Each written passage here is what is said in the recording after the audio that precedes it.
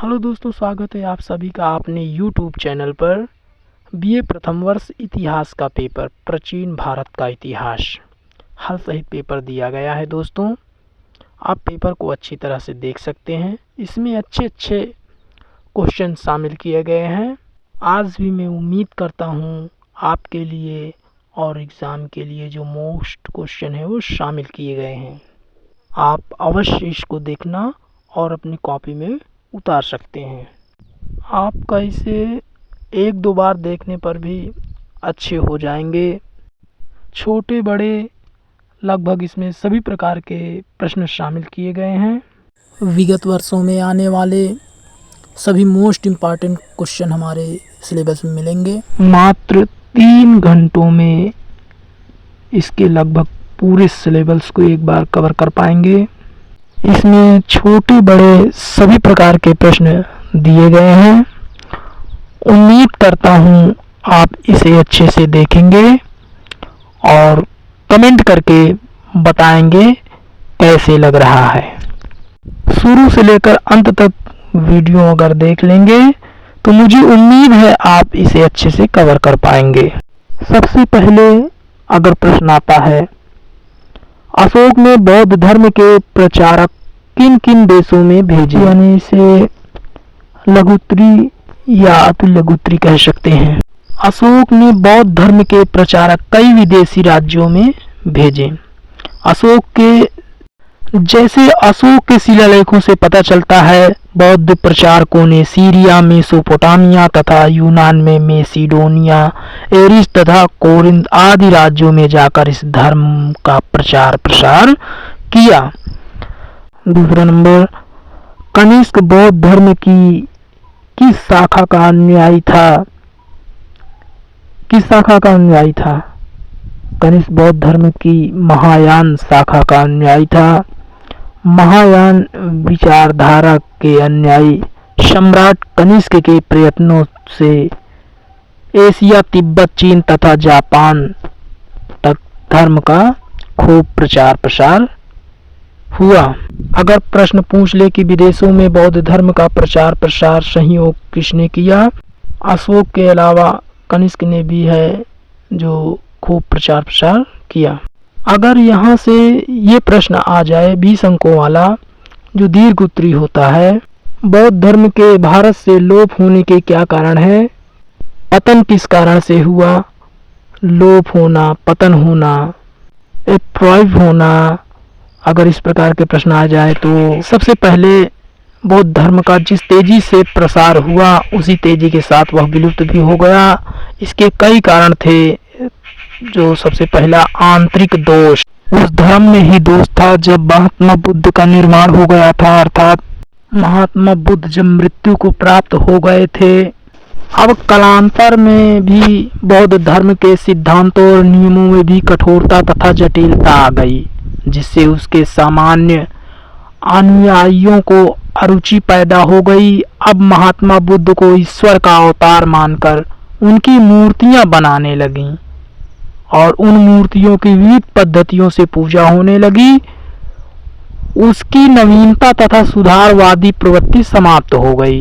अतः यह पहला कारण था आंतरिक दोष। तथा दूसरा कारण था राजकीय संरक्षण का अभाव। राजकीय संरक्षण जिस धर्म को नहीं मिलता वह पल्लवित नहीं होता। मौर्य वंश की समाप्ति के बाद बौद्ध धर्म को राजकीय संरक्षण मिलना बंद हो गया। मौर्यों के उत्तराधिकारी शुंग तथा कण्व और सातवाहन नरेशों ने वैदिक धर्म को समर्थन दिया। गुप्त वंश ने हिंदू धर्म को संरक्षण देकर उसे प्रोत्साहित किया। गुप्त वंशी नरेशों ने वैदिक यज्ञों की पुनः प्रतिष्ठा प्रदान की। अतः जनता भी हिंदू धर्म की ओर अग्रसर हुई। दक्षिण भारत में चालुक्य नरेशों ने हिंदू धर्म को राजकीय संरक्षण प्रदान किया। अतः उस समय जनता ज्यादा पढ़ी लिखी जागरूक नहीं थी। दक्षिण भारत में चालुक्य नरेशों ने हिंदू धर्म को राजकीय संरक्षण प्रदान किया। अतः राजकीय संरक्षण न प्राप्त होने से भी वो धर्म नष्ट हो गया। तीसरा नंबर, हिंदू धर्म का पुनरुत्थान। मौर्य वंश के पतन के बाद वैदिक धर्म के विद्वानों ने अपने धर्म में निहित दोषों को दूर करके उसे सरल रूप में पुनः प्रतिष्ठित करने का प्रयास किया। शुंग, कणव, भारस्यु, नागगुप्त, वाकाटक और चालुक्य नरेशों ने वैदिक यज्ञों का आयोजन कर हिंदू धर्म की उन्नति में अपना महत्वपूर्ण योगदान दिया।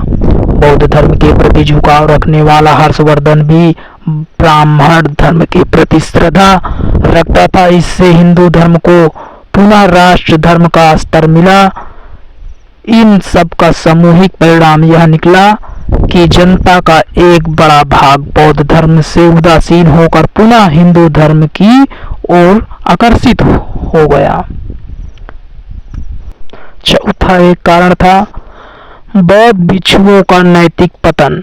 बौद्ध धर्म की लोकप्रियता का एक मुख्य कारण भिक्षुओं का त्यागमय जीवन और नैतिक आचरण था, परंतु मौर्य वंशी शासकों के काल में राज्य की ओर से भिक्षुओं के लिए विशाल एवं भव्य मठ विहार बनवाए गए और उनके व्यय के लिए काफी धन दान में दिया गया।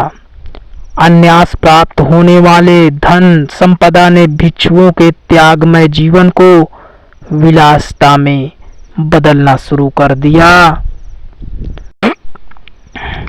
इससे उनमें अनुशासनहीनता के साथ साथ आचरणहीनता भी आ गई। वे कर्तव्य विमुख और पदभ्रष्ट होने लगे। इससे सामान्य जन की श्रद्धा इस धर्म से हटने लगी। वज्रयान संप्रदाय के उदय के बाद तो बौद्ध मठ एवं विहार व्यभिचार एवं दुराचार के केंद्र बन गए। ऐसी स्थिति में उसका पतन होना स्वाभाविक ही था। पांचवा कारण बौद्ध धर्म में विभाजन। महात्मा बुद्ध के निर्वाण के बाद से ही बौद्ध भिक्षुओं में आंतरिक मतभेद उत्पन्न हो गए और वे हीनयान तथा महायान में बढ़ गए।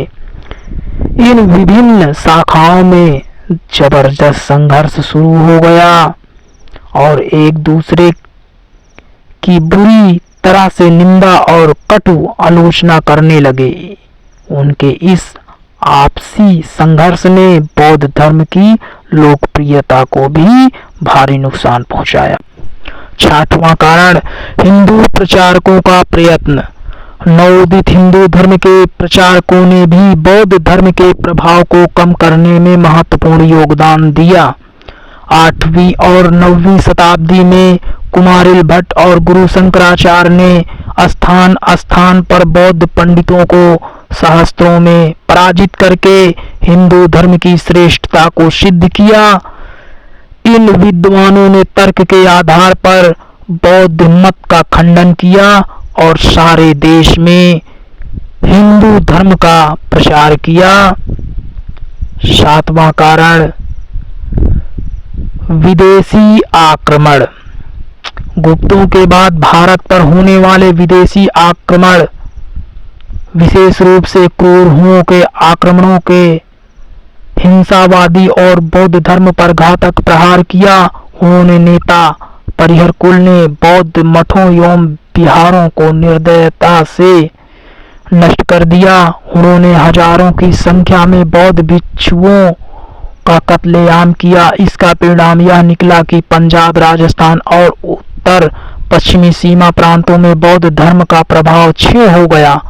मध्ययुग के शुरू में मुस्लिम आक्रमणकारियों ने बंगाल और बिहार के प्रांतों में बौद्ध का कत्लेआम किया। उनके मठों और विहारों को भूमिसात किया और नालंदा जैसी शिक्षण संस्थाओं को भी जलाकर राख कर दिया। इससे इन प्रदेशों से भी बौद्ध धर्म का प्रभाव जाता रहा। ऐसी स्थिति में सामान्य बौद्ध गृहस्थ पुनः हिंदू धर्म में आ गए। 8वां राजपूतों का उत्कर्ष। हर्षवर्धन की मृत्यु के बाद देश में राजपूतों का उत्कर्ष हुआ और उन्होंने स्थान स्थान पर अपने स्वतंत्र राज्यों का स्थापना की। राजपूत लोग अपनी शूरवीरता के लिए प्रख्यात थे और युद्ध तथा सैनिक सेवा उनका मुख्य व्यवसाय था। उन्होंने हिंदू धर्म को प्रोत्साहन दिया। राज्य की संरक्षण ने न मिलने से राजपूत युग में बौद्ध धर्म का प्रभाव बिल्कुल क्षीण हो गया।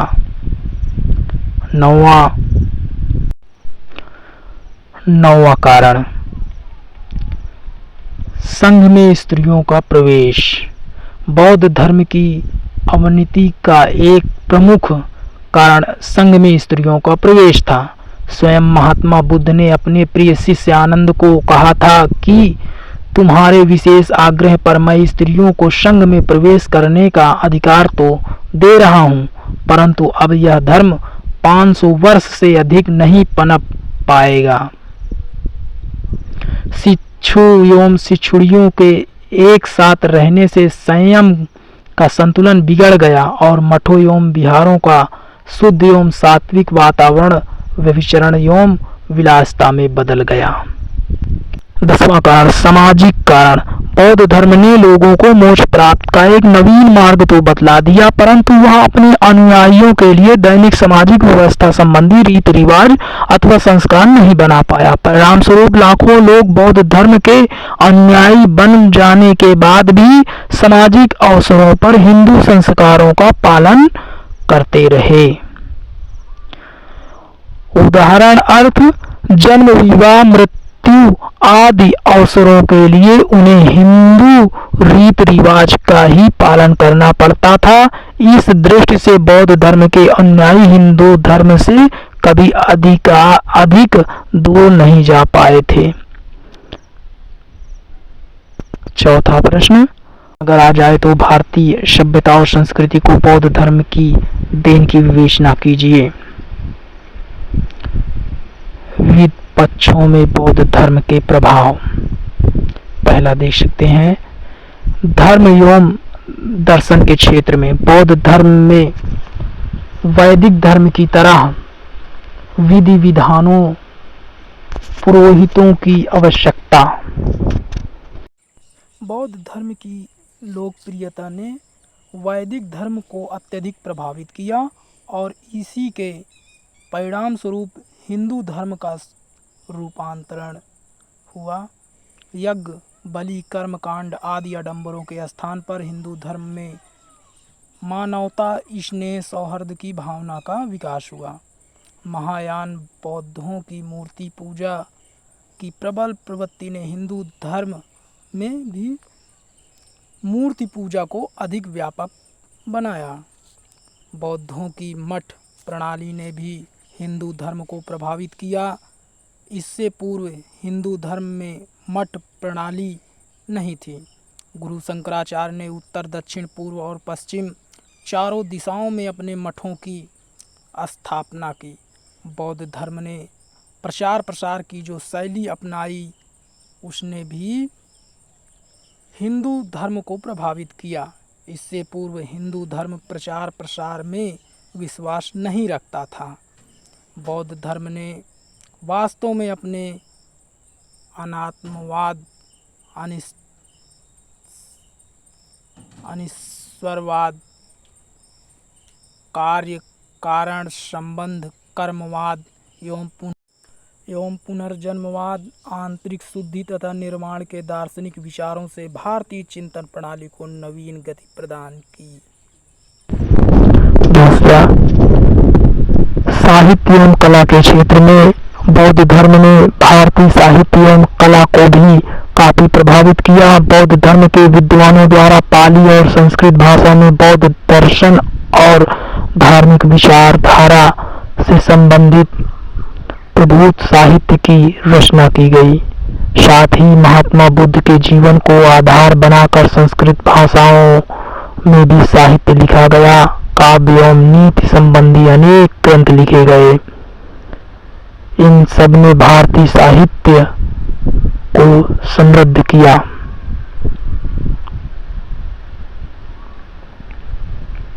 बौद्ध धर्म की महान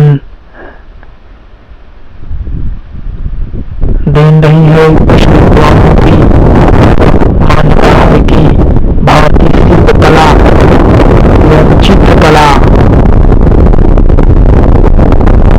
बौद्ध धर्म की ही देन है। वहाँ मंदिरों, मूर्तिकला, गंधार शैली,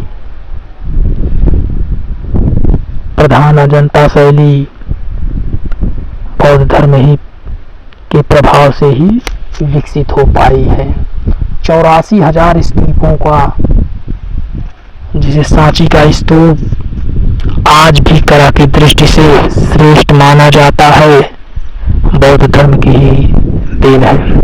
तीसरा, शासन नीति के क्षेत्र में बौद्ध धर्म ने परोक्ष जनता की समानता, सहिष्णुता बौद्ध धर्म में साफ देखा या परखा जा सकता है। आप देख सकते हैं दोस्तों,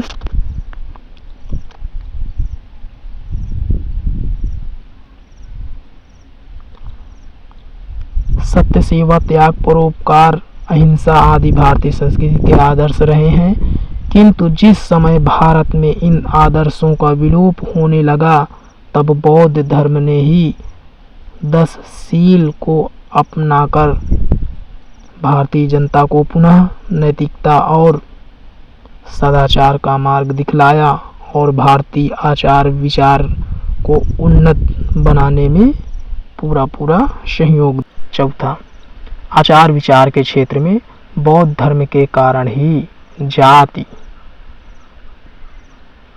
जातियों को थोड़ी राहत मिली। आर्यव्रत के जाति बंधनों को तोड़कर आध्यात्मिक वातावरण में घुसकर अंधविश्वासों को दूर करके जाति को एक रूपता और मौर्य वंश के विशाल लोगों ने नैतिक पक्ष को उन्नत बनाने में अपूर्व योग दिया।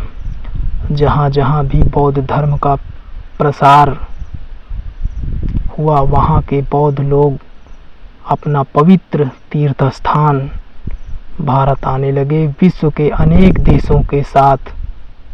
पांचवा, बौद्ध धर्म और जैन धर्म में समानताएं और असमानताएं लिखिए।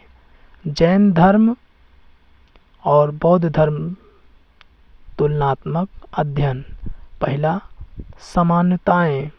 पहला, दोनों धर्मों का उदय ब्राह्मण धर्म के विरुद्ध प्रतिक्रिया के रूप में हुआ था, अतः दोनों ही धर्म ब्राह्मण धर्म के प्रमुख ग्रंथ वेदों की प्रामाणिकता को स्वीकार नहीं करते और न ही उन्हें ज्ञान का अंतिम छोर मानते हैं। दूसरा, दोनों ही धर्म ब्राह्मण धर्म के यज्ञवाद, बहुदेववाद और जन्म पर आधारित जातिवाद का विरोध करते हैं। तीसरा, दोनों धर्म ईश्वर को इस सृष्टि का निर्माता नहीं मानते और इस कारण दोनों की गणना नास्तिक धर्मों में की जाती है। चौथा, दोनों ही धर्म गृहस्थ धर्म की आवश्यकता को भी समान रूप से स्वीकार करते हैं। पांचवा, दोनों ही धर्मों में सदाचार और हिंसा का प्रधान स्थान है। छठवां, दोनों ही धर्म कर्मवाद और पुनर्जन्म पर विश्वास करते हैं। सातवां, दोनों ही धर्मों का अंतिम लक्ष्य निर्माण अर्थात मोक्ष प्राप्ति है। आठवां, दोनों ही धर्म इस जीवन को दुखद समझते हैं। नौवां, दोनों धर्मों में संघ व्यवस्था का महत्व है। दोनों धर्मों के अनुयायियों की 4 श्रेणियां, भिक्षु, भिक्षुणी, उपासक और उपासिका। 10वां, दोनों धर्मों ने मानव सेवा पर अधिक जोर दिया है। दूसरा, असमानताएं। जैन धर्म का मूल स्वरूप बौद्ध धर्म से कहीं अधिक प्राचीन है। दोनों धर्मों का अंतिम लक्ष्य तो एक समान प्रतीत होता है। देख सकते हैं दोस्तों, दोनों में मौलिक भिन्नता साफ नजर आ जाती है। जैन धर्म में मोक्ष खरहित अर्थात आत्मा का सदानंद में मिल जाना है, परंतु बौद्ध धर्म में मोक्ष अर्थात जब व्यक्ति सभी प्रकार की वासना और आसक्ति से मुक्त हो जाता है। जैन धर्म के मोक्ष की प्राप्ति मृत्यु के पश्चात ही संभव है, जबकि बौद्ध धर्म के अनुसार मनुष्य इसी जीवन में निर्वाण प्राप्त आवश्यक नहीं है। तीसरा, दोनों धर्मों में निर्वाण प्राप्ति के साधनों में भी भिन्नता है। जैन धर्म के अनुसार तपस्या, उपासना और काया क्लेश आदि से ही मोक्ष प्राप्त हो सकते हैं, किंतु बौद्ध धर्म के माध्यम मार्ग पर जोर देता है। उसके अनुसार अत्यधिक शारीरिक कष्ट और विलासमय जीवन दोनों ही अवांछनीय हैं। चौथा, वैसे दोनों धर्म अहिंसावादी हैं, परंतु व्यवहार रूप में बौद्ध धर्म की अपेक्षा जैन धर्म अहिंसा पर अधिक जोर देता है। पांचवा, जैन धर्म आत्मा के अस्तित्व में विश्वास करता है, परंतु बौद्ध धर्म अनात्मावादी है। छठवां, जहां तक धार्मिक सहिष्णुता का सवाल है, जैन धर्म अधिक सहिष्णु रहा। आठवां, सृष्टि की उत्पत्ति के संबंध में जहां जैन धर्म ने सृष्टि रूप से अपने विचारों का उल्लेख किया है, वहीं बौद्ध धर्म इस पर चुप्पी साध गया। बौद्ध धर्म में संघीय जीवन पर अधिक जोर है। आखिरी 10वां नंबर, और ये आखिरी है, जैन अपने महापुरुषों को तीर्थंकर कहकर पुकारते हैं, तो बौद्ध उन्हें बोधिसत्व कहकर पुकारते हैं।